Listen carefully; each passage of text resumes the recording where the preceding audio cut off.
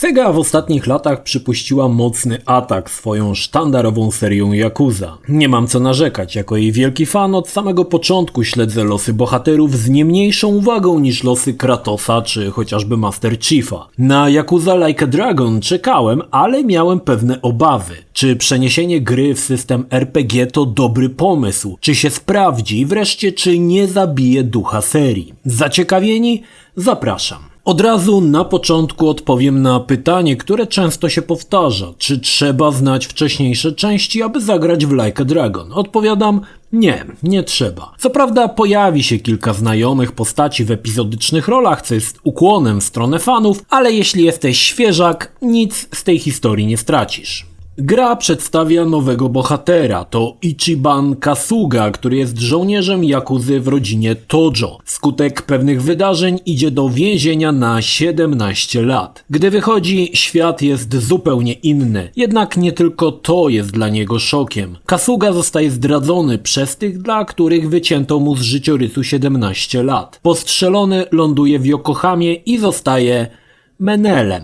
Tak, grzebie w śmieciach, jeździ wózkiem i zbiera puszki. Słowem, sięgnął samego dna. Ale zdeterminowany chce odkryć, czemu wszyscy się od niego odwrócili i przypomnieć światu o swoim istnieniu. Po przygodach Kiryu, gdzie walki trwały na najwyższych szczeblach władzy, schodzimy niemal do podziemia, gdzie trwa brutalniejsza walka o przetrwanie. Historia jak zwykle nie zawodzi i jest rewelacyjnie napisana. Pokazuje drogę Ichibana, który chce odbić się od dna i zostać bohaterem. Like a Dragon to opowieść o przyjaźni, zaufaniu i radzeniu sobie z przeciwnościami losów. Bohater jest diametralnie różny od mrukliwego Kiryu. Jest bardziej wesoły, porywczy i taki trochę z niego szaleniec, któremu coś się w głowie odkleiło. Choć w grze odwiedzimy legendarne Kamurocho i na chwilę zawitamy do Sotenbori w Osace, głównie spędzimy czas w Yokohamie, gdzie dzieje się trzon całej historii. Fabuła jest pełna zwrotów akcji, które wywracają wszystko do góry nogami. Przez pierwsze godziny siedziałem na krawędzi fotela, obserwując poczynania Ichibana, ale potem, no właśnie, tutaj pierwsza sroga wada produkcji. W mojej opinii gra jest za długa. Środek rozwleczono niemiłosiernie i ciągnie się jak flaki z olejem. Jest tego pewien powód, o którym za chwilę. Całe szczęście końcówka wraca na właściwe tory i ponownie nie mogłem się oderwać od telewizora. Więc jaki jest tutaj ten problem Yakuzy? Jest po prostu przegadana i to tak absurdalnie. Nie mam nic przeciwko długim cutscenkom, Yakuza z nich słynie, ale jeśli są dobrze zmontowane. Tutaj często oglądamy kilkadziesiąt minut dialogów, gdzie postacie siedzą sztywno na krzesłach z zapętloną kilkusekundową animacją. Zmienia się jedynie kąt kamery. Zaczyna to drażnić niesamowicie, zwłaszcza, że często dialogi nie wnoszą zupełnie nic nowego. Bardzo często pojawiają się jakieś fakty, których się spodziewamy i można by to było podsumować jednym zdaniem, ale nie tutaj. Zaczyna się litania z retrospekcjami, pitoleniem pół godziny o tym, co już doskonale wiesz, a konkluzją jest fakt, którego byłeś już świadom, jakby twórcy chcieli, abyśmy przypadkiem nie pomyśleli, że coś inaczej jest niż nam się wydaje. Mało też jest dynamicznych cutscenek, które tak świetnie napędzały przygody Kiryu. Mam wrażenie, że trochę zabrakło jenów na wykonanie porządnych cutscenek, podobnie jak było z Phantom Pain. Najważniejsza zmiana Like a Dragon jest to, że przeniesiono grę w system RPG. Zadziwiające jest to, jak łatwo dostosowano grę pod taki gatunek, przy okazji umieszczając niemal wszystkie składowe rasowego RPGa, a nie tracąc nic z mechanik i gameplayu Yakuzy. A więc mamy drużynę, każdego członka charakteryzuje zestaw statystyk, bohaterowie mają nawet swoje role, medyk, magik. Tak, nie dziwcie się, o tym zaraz powiem. Nawet możemy wybrać profesję bohatera, którą zmienia się, uwaga, w pośredniaku. Tak, jest to gra, w której dość często zaglądamy do pośredniaka. Drugą ważną zmianą mechanik Yakuzy miała być walka w systemie turowym. Tego obawiałem się najbardziej. W klasycznej Yakuzie walki były dość szybkie i było ich dużo. Co jeśli ilość walk się nie zmieni, a walki w systemie turowym się wydłużą? Gra będzie na kilkaset godzin? I wiecie co?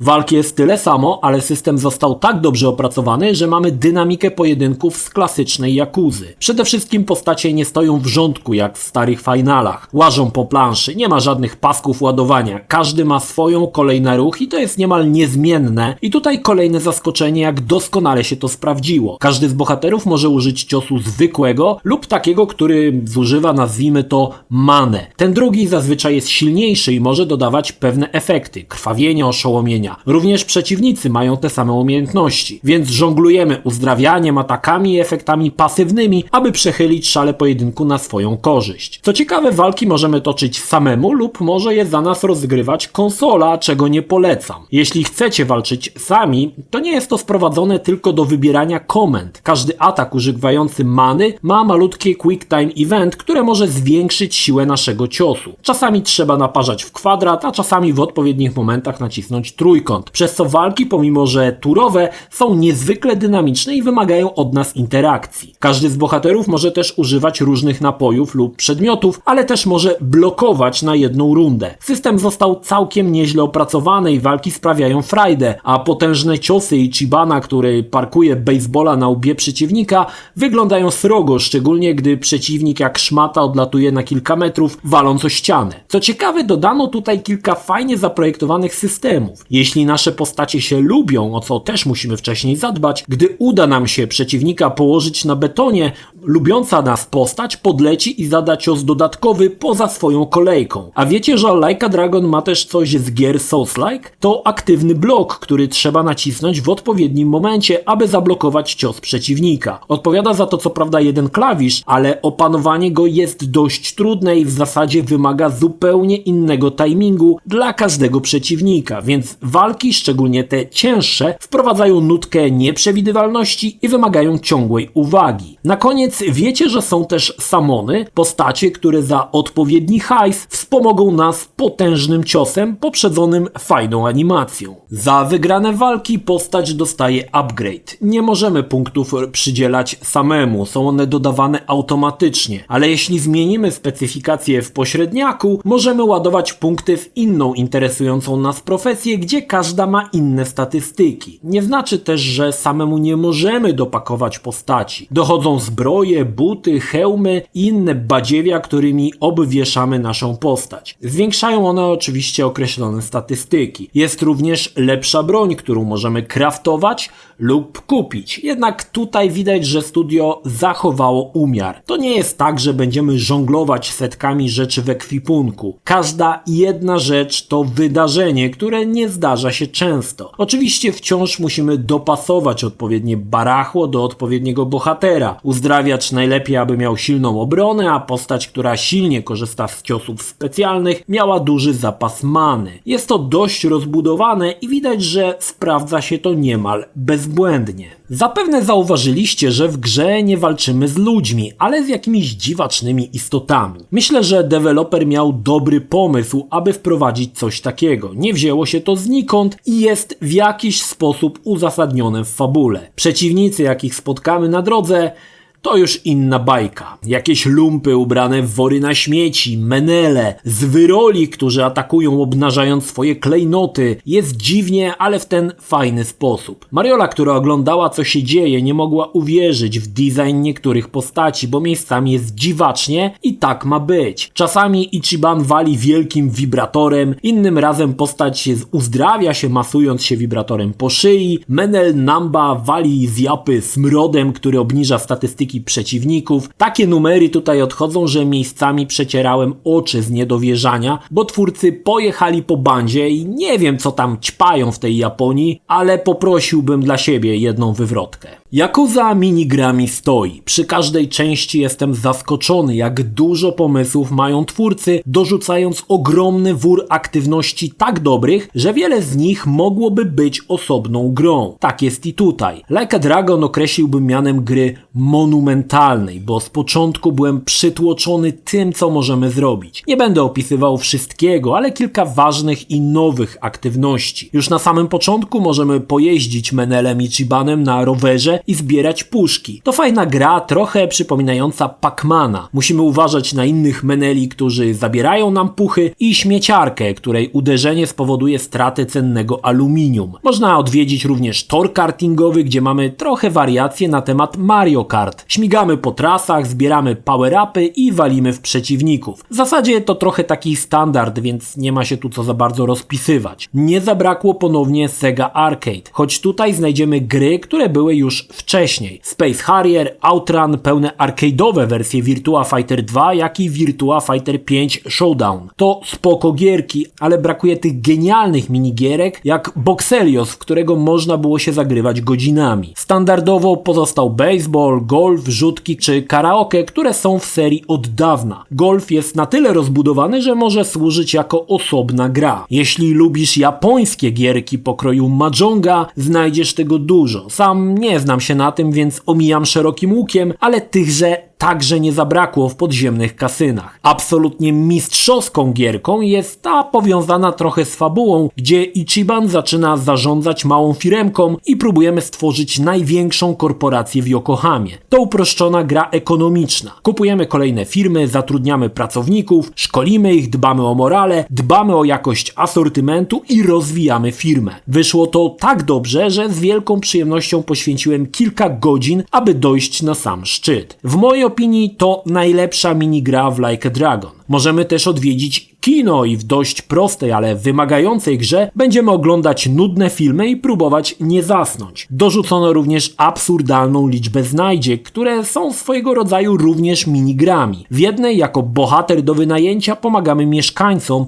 lub zbieramy dla nich jakieś śmieci. Co ciekawe, zbieractwo ma tutaj cel i sens. Nie ma znajdziek, które zbieramy, bo tak. Wszystko można wymienić na nagrody. Jak RPG to nie mogło zabraknąć dungeonów. Te tutaj są po prostu kanałami, gdzie spotkamy mocarnych przeciwników, ale i sowite nagrody. Fajne miejsce do rozwijania postaci. Grając w Yakuzę miałem wrażenie, że wszystko w niej ma swój sens, miejsce i przede wszystkim cel. Fajnym pomysłem było to, że Ichibana nie rozwijamy tylko fizycznie, ale dbamy też o intelekt. Można zapisać się do szkoły i wziąć udział w egzaminach, gdzie odpowiadamy na pytania z różnych kategorii, rozwijając wiedzę i przy okazji statystyki Ichibana. Chwalę takie rozwiązanie. Podobało mi się to, że Yokohama jest duża. To największa mapa w Yakuzie, ale nie oczekujmy miejscówek jak w GTA. To nie ta skala, choć i tak do zwiedzania jest sporo. Yokohama obfituje w zakamarki, gdzie znajdziemy różny staw i wiele niespodzianek. Miasto jest podzielone też na sektory, gdzie łażą dokokszeni przeciwnicy, więc o ile możemy łazić od razu gdzie chcemy, tak walki w niektórych miejscach mogą być dla nas za ciężkie. To dość fajny pomysł. Jeśli chodzi o oprawę, jest podobnie jak w poprzednich częściach. Szkoda, że nie pokuszono się na color grading znany z Judgment, gdzie gra wyglądała faktycznie lepiej. Choć i tak Yokohama w nocy wygląda pięknie. Orgia świateł i neonów. Bardzo ładnie prezentują się odbicia, choć to oczywiście nie śledzenie promieni. Gra na PlayStation 4 Pro działa w 30 ramkach na sekundę, na Xbox One X w 60. Oczywiście tytuł pojawi się też na nową generację, ale to dopiero chyba w lutym. Choć zbyt dużych zmian raczej się nie spodziewam i zapewne framerate podskoczy do 60 ramek na PlayStation 5. Nie spodziewajcie się ray tracingu i innych bajerów. Tutaj problemem jest Dragon Engine, który nie obsługuje takich rarytasów. Swoje przypuszczenia opieram na tym, co Sega zrobiła z Yakuza Collection Remastered. Jednakże, jeśli posiadacie swoją kopię na PlayStation 4, dostaniecie darmowy upgrade na PlayStation 5. Jest tutaj jednak jeden mały haczyk. Deweloper zapowiedział, że save'y nie zostaną przetransferowane, co jest już niestety niezwykle idiotyczne. Opowiadam, co jest super i w ogóle, a co nie jest super. Chyba to, że w pewnym momencie historii, grając, walimy w ścianę, dopóki nie dopakujemy postaci do odpowiedniego poziomu. Po prostu dostajemy tak ciężkiego bossa, że poniżej pewnego poziomu doświadczenia nie mamy nawet najmniejszych szans wygrać. Autorzy nawet byli świadomi tego, bo tuż przed walką z nim umieścili Battle Arenę z 30 poziomami, gdzie możemy pakować postacie. To dziwne podejście, które niezbyt mi się podobało. Zwłaszcza, że pod koniec gry w zasadzie musimy musimy mieć na postaciach maksymalny 60 poziom. Niewiele zależy tu od skilla, ale od tego, ile postać może wytrzymać klapsów w dziąsło. Walki z niektórymi bossami, szczególnie pod koniec, przypominają walenie pięścią w beton. Przekokszono ich konkretnie, przez co walka potrafi trwać i 45 minut, gdy my zabieramy po jednym pikselu energii. Owszem, satysfakcja jest, ale trochę bezsensownie wydłuża to wszystko rozgrywkę. Nadal część z dialogów nie ma ścieżki dubbingowej, a suchy tekst. Naprawdę? W 2020 roku takie numery walicie? Wstyd. Wadą lub zaletą, zależy od punktu widzenia, jest opcjonalny angielski dubbing i wierzcie mi, po kilku godzinach słuchania dialogów z japońskim pitoleniem zamarzycie o angielskim. Także jak co, to można sobie to zmienić. Spędziłem nad Like a Dragon 55 godzin. Bawiłem się wyjątkowo dobrze. Myślę, że to najlepsza odsłona Yakuzy, w jaką grałem. Owszem, Ichiban to nie Kiryu, z którym znam już się kilkanaście lat, ale gra jest na tyle dobrze zrobiona, że szybko zaczynamy lubić i Ichibana, i całą drużynę patałachów. Tutaj również zadbano o to, aby każdy z członków miał swoją historię. Czy to będzie Menel Namba, czy były policjant Adachi. Każda z postaci ma swój życiorys, który podczas gry poznamy. Eksperyment z przeniesieniem w gatunek RPG uznaję za udany. Bardzo dobrze się bawiłem poza momentami okrutnej nudy w środku, ale tak jak mówiłem, gra jest trochę za długa. Sporo rozmów można było skrócić i przedstawić je dynamiczniej. Jeśli jesteś fanem Yakuzy, sięgaj po grę jak najszybciej, bo to ewolucja, której seria potrzebowała od dawna. A jeśli nie grałeś, to nadal jest to bardzo dobry tytuł, aby zapoznać się z marką. Polecam jak najbardziej, bo Yakuza Like a Dragon to naprawdę fantastyczna gra.